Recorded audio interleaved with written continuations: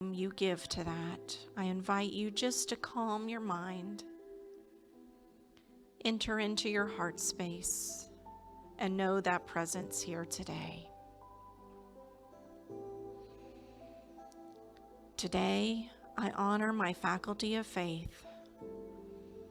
Whether it is as small as a mustard seed or as large as a mountain, faith is the energy that carries me forward.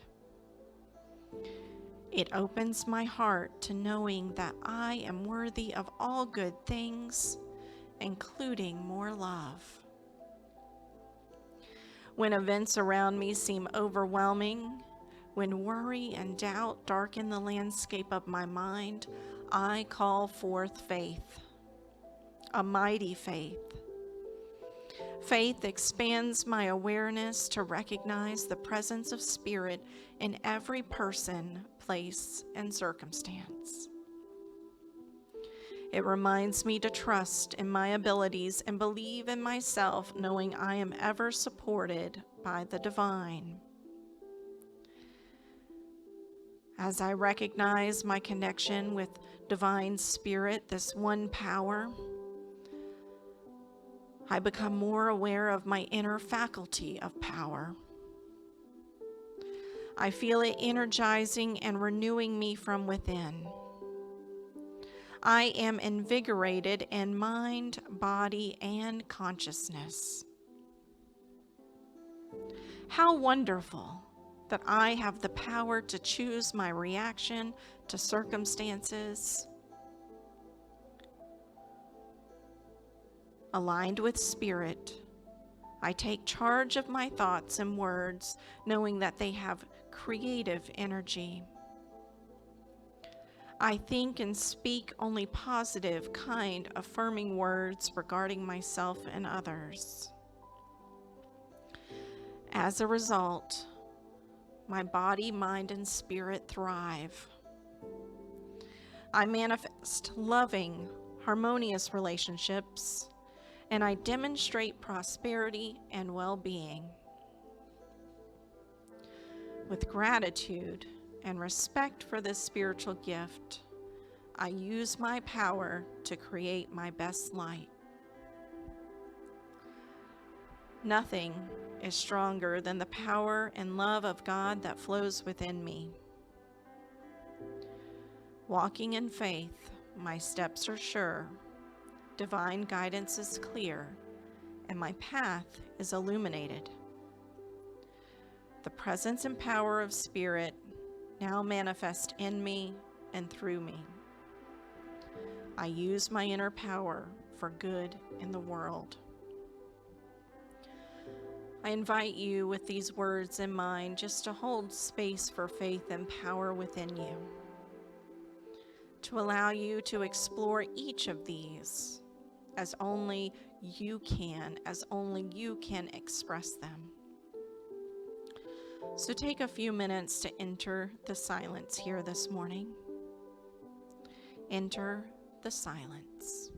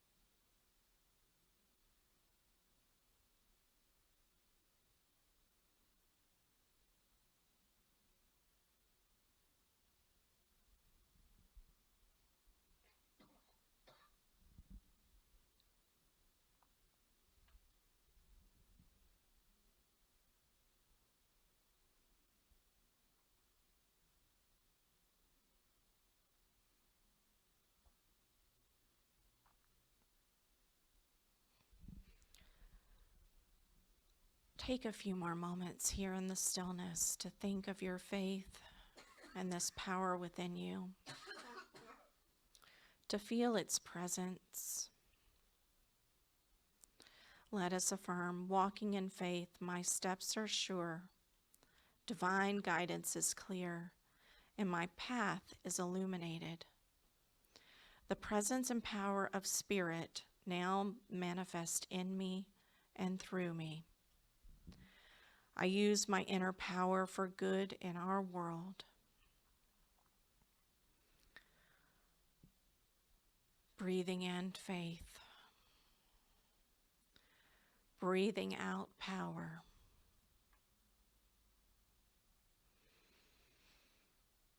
Breathing in power. Breathing out faith.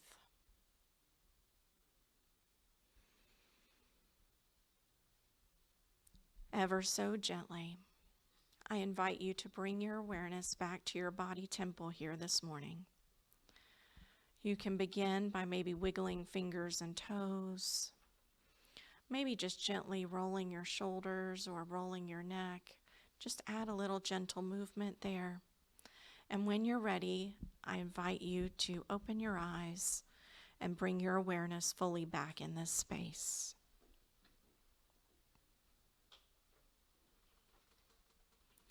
Faith and power, that's all there is to it, right? So my job here is done. I can sit down and relax like the rest of you, kick up my heels.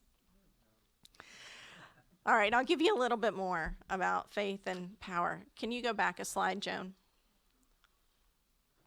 So before I get started today, I want to do a couple of thank yous. I want to say thank you to Bill and Rose, who took on the White Stone ceremony and helped in that endeavor. Rose for doing our reading. Bill for taking on the full extent of the message last week.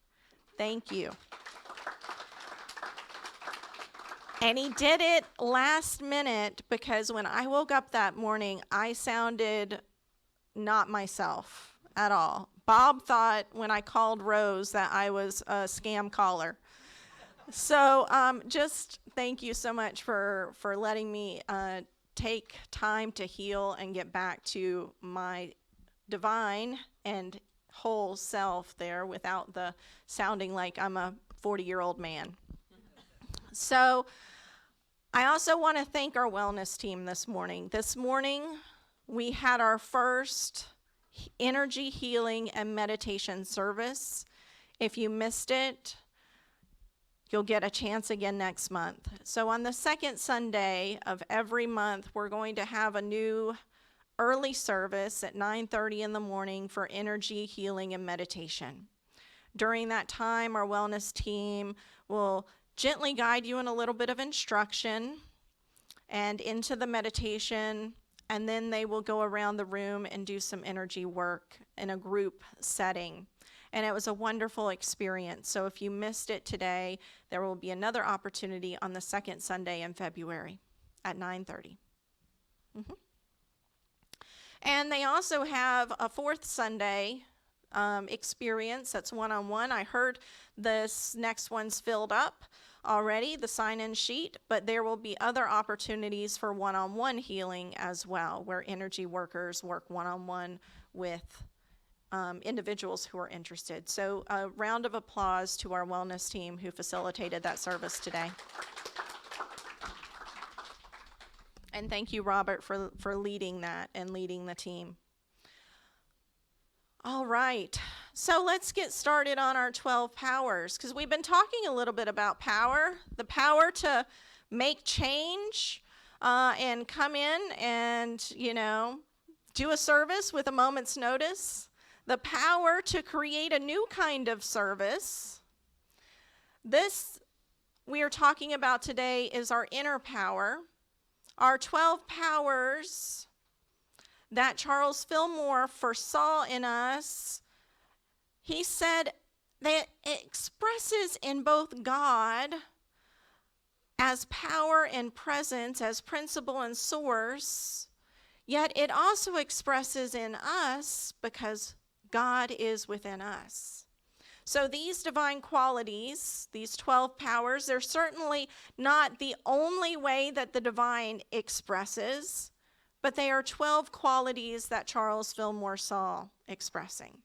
Over the next 8 weeks, we hope you will follow along with us as the spiritual leadership team provides messages on learning to live with more power, faith, zeal, imagination, understanding, wisdom, love, order, will, strength, and life. And that's going to be just the next 8 weeks. We will then explore the power of release as we enter the season of Lent. Lent is always a season of release, so we were going to honor that by exploring our ability to release during Lent. So today I want to dive into the divine nature that is your inner power, as well as the divine qualities of power and faith. Power is sometimes called dominion or mastery, so you'll hear me using those terms interchangeably today. So let's begin. What is the nature of our inner power? So when we look at the dictionary, we are besieged by various definitions of power, and they culminate in some of the following ideas: the possession of something, the control of something, the command of something, or to have authority over something or someone, often something or someone external to oneself. Raise of hands, how many of you think I'm talking about that kind of power? Nope, not today. Not today. We're not going to talk about political power or national power or even kind of a physical power over one's environment. We're talking about our inner power. So when we speak of spiritual power, that inner divine power, we're not referring to the external world of coming and going. We are referring to something in the absolute. That part of us that is one with God, that eternal spiritual force and presence. And we're also talking about our ability as human beings to master and control ourselves and our spiritual unfoldment. A control of one, just yourself, and how you unfold. Now, Charles Fillmore, co-founder of Unity, defined power as, quote, man's innate control over his thoughts and feelings. Now, we might not use such gendered language today. You can think of it as one's innate control over one's thoughts and feelings. But Fillmore believed that, quote, the mind and body of man have power to transform energy from one plane of consciousness to another. This is the power and dominion implanted in man from the beginning, he says, end quote. Now, he saw this power, this innate potential, as God-given. Because if it is everywhere present, if God is everywhere present and all-powerful, then certainly that extends to us. And so he saw it as universally available to all. He would go on to say, quote, man is the power of God in action. I'm going to change this now, and I'm going to invite you to say it after me. I am the power of God in action. I am the power of God in action. Because he's speaking to you individually in that. You are the power of God in action. Now, he would go on to say, Charles Fillmore would, that to man is given the highest power in the universe, the conscious power of thought. There is a universal creative force, he would go on to say, that urges man forward to recognition of the creative power of his individual thought. And so Charles Fillmore here is not alone in expressing this idea that not only do we have mastery and control over our thoughts, but we have the ability to use that power, that control, to create the lives that we want to make for ourselves. But Charles Fillmore was not alone in this. As we say in New Thought, there's really nothing new in New Thought. It's just a different set of kind of modern terminology or contemporary verbiage that helps us understand these ideas in our contemporary times.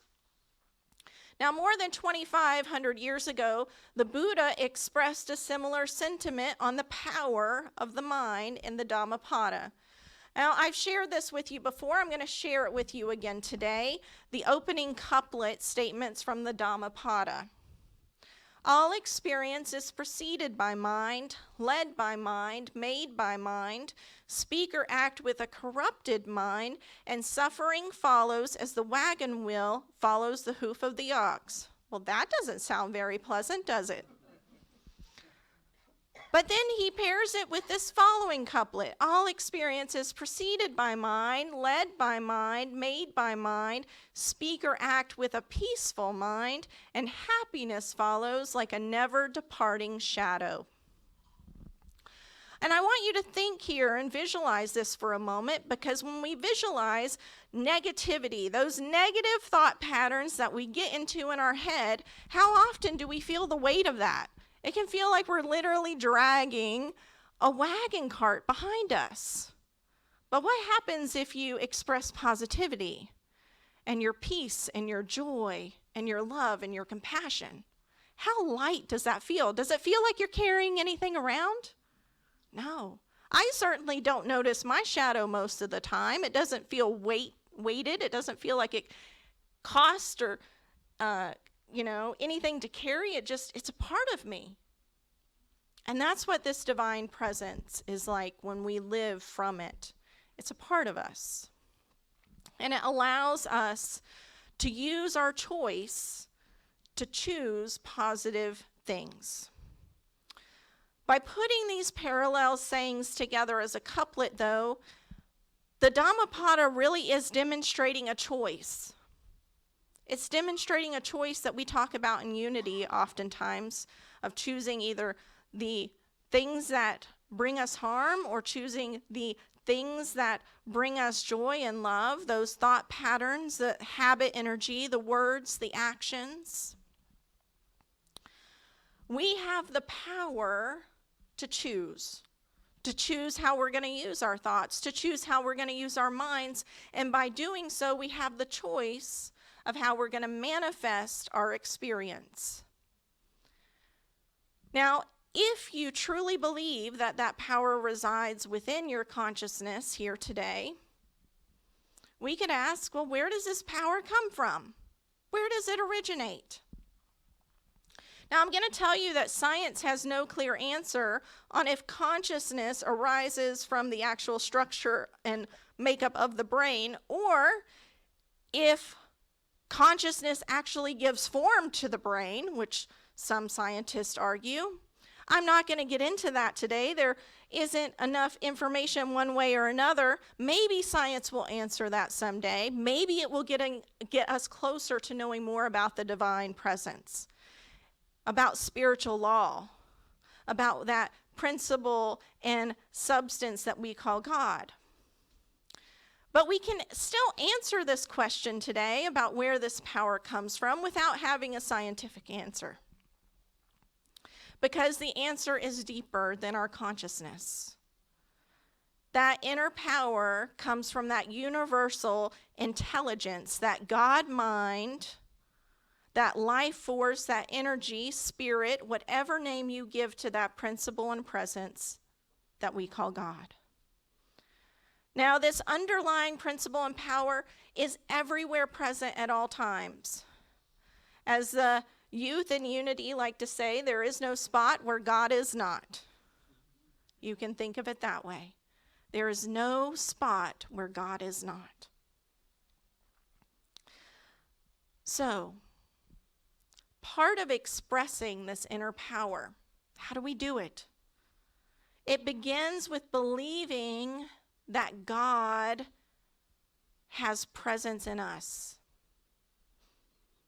If we don't believe that, you're not really going to express much in terms of this power. It's believing that God has a presence in us and that we, as co-creators with that presence that we call God, are meant to express this power. So if you truly believe, we often talk about this idea of omnipotent or omnipotence, that God is everywhere, has unlimited power, right? And it is power in expression, and omnipresent and omnipresence, everywhere present at all times. So unlimited power in every space at every point in time. If you truly believe that, then you must believe that it has presence within you, right? That comes out of us. It is a part of us. It is within us and as us, expressing.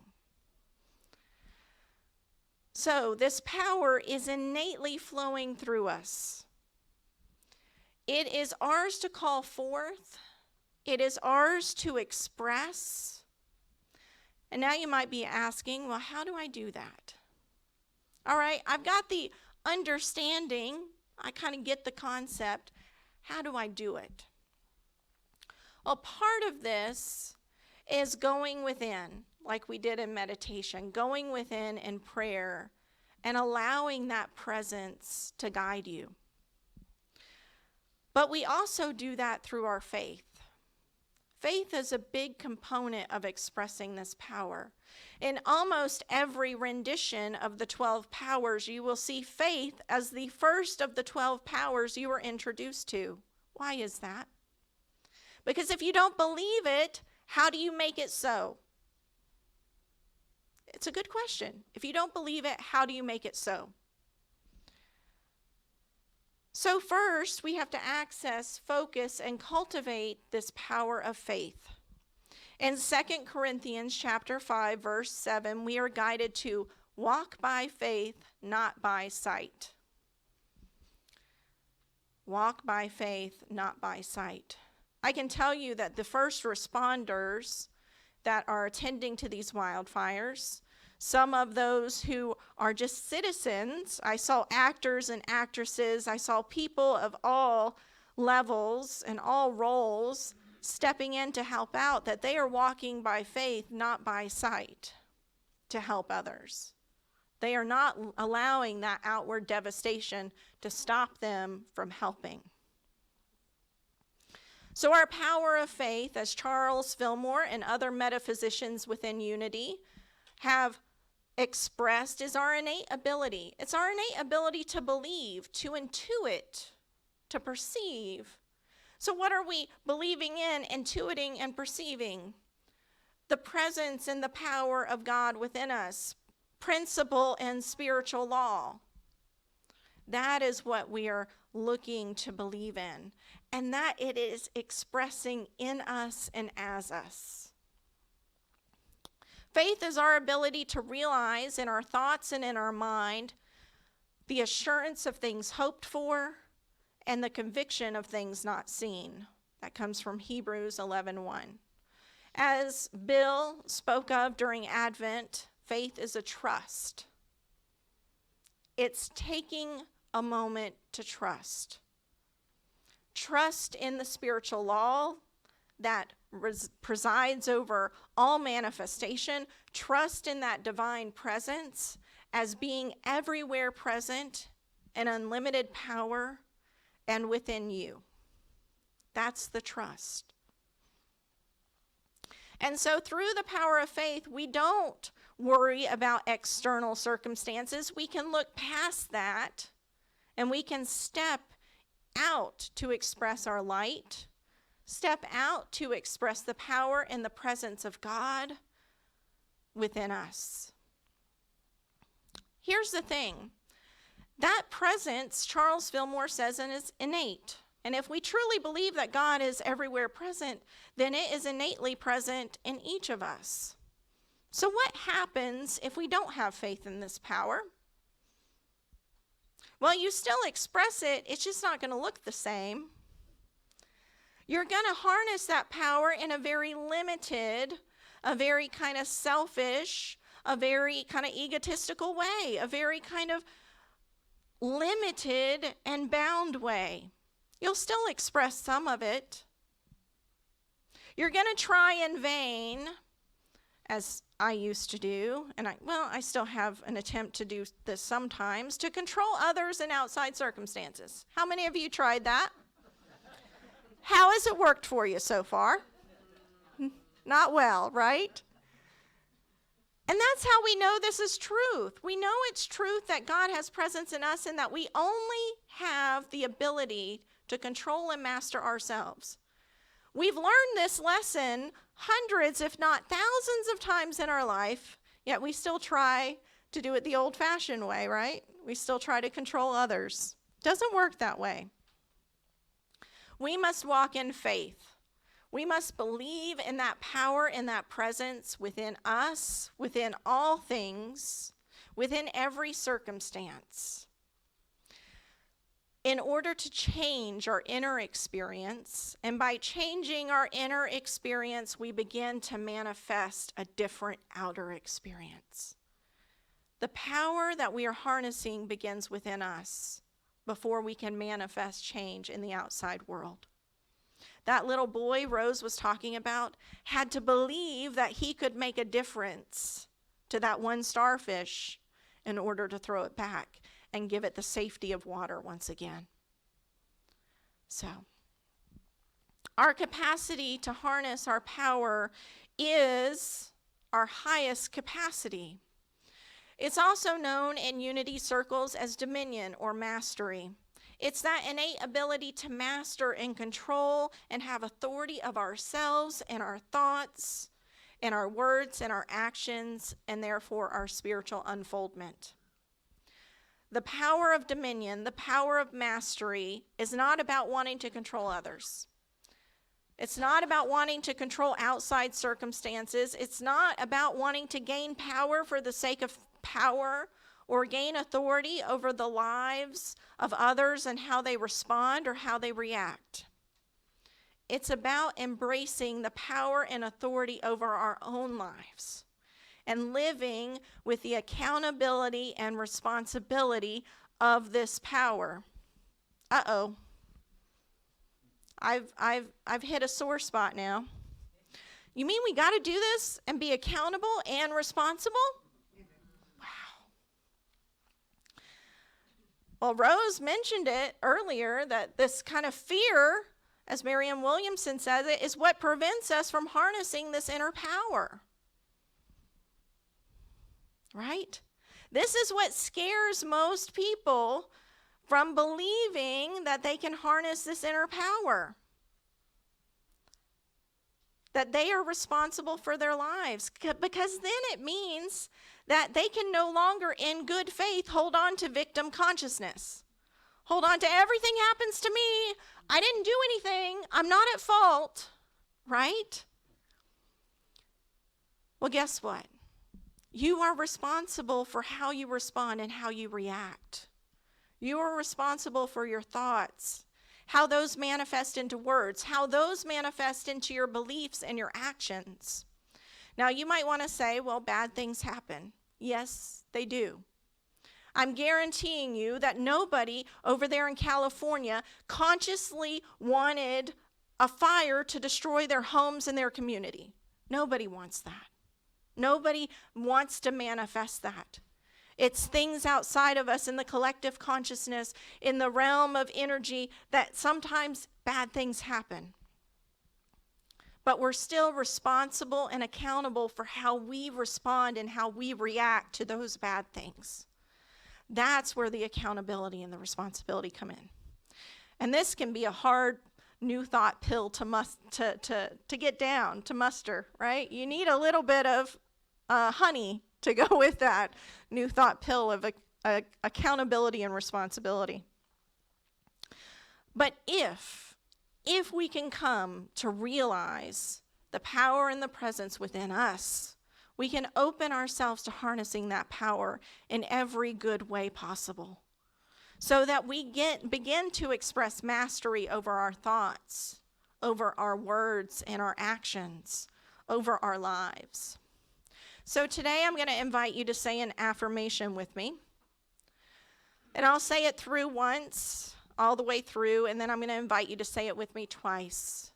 My faith anchors me in divine truth and divine power. I take responsibility for the life I co-create with God. If you'll say it with me. My faith anchors me in divine truth and divine power. I take responsibility for the life I co-create with God. One more time. My faith anchors me in divine truth and divine power. I take responsibility for the life I co-create with God. Thank you for joining me here today. If you are open to expressing more of this inner power, I invite you to join us for the rest of this Sunday series over the next 7 weeks. Next Sunday, our own Bill Warner is going to explore the power of zeal, our ability to be more enthusiastic, passionate, and to motivate ourselves. And I think after today's talk, we're going to need some of that zeal. All right. Thank you for joining us here today. Namaste.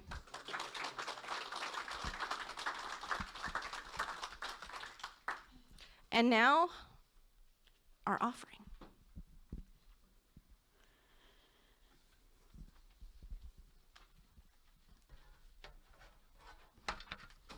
I think Melissa's a little taller than me. Wasn't that a wonderful talk? I just thought it was terrific. Thank you, Melissa. Loved it. So now it's time to enter into generosity consciousness. We want to thank everyone who have continued to bless the spiritual community with your tithes and your offerings. We're truly blessed by that giving because we wouldn't be here without it.